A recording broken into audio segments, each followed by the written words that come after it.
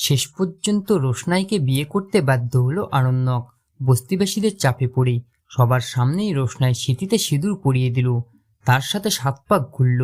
আর তারপরেই গ্রামবাসীদের কথা মতো তাড়াতাড়ি করে রোশনাইকে নিয়ে কলকাতার দিকে রওনা হলো আরণ্যক।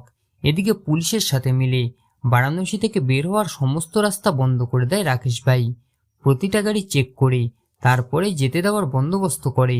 আর সেই সময়ই রাকেশ ভাইয়ের মুখোমুখি হয় আরণ্যক। পুলিশ তার পরিচয় জানতে চাইলে কোনো রকমে মিথ্যে কথা বলে সেখান থেকে বেরিয়ে যায় আরণ্যক আর রোশনাই।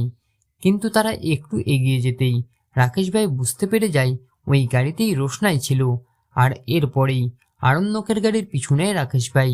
তখনই রোশনাইও এটা বুঝতে পেরে যায় আর সাথে সাথে এই কথাটা আরণ্যককে বলে। এই দেখেই আরো জোরে গাড়ি চালাতে শুরু করে আরণ্যক।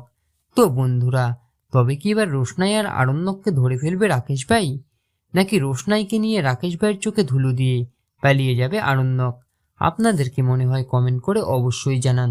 মূল ধারাবাহিক দেখতে হলে অবশ্যই চোখ রাখুন স্টার জলসার পর্দায়।